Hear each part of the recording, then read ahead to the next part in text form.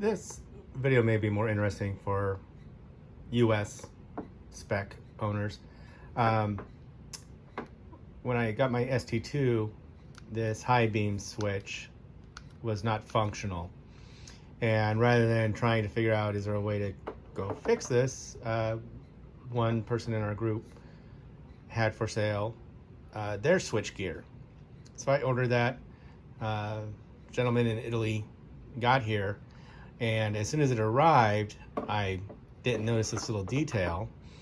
On my original switch, you can see that's a blank cover on this part of the switchgear, and on this one there's a selector.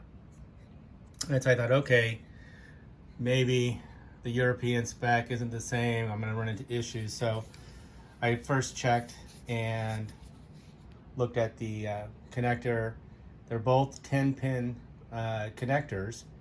The one difference is this loop here, which I think bypasses the standard switch.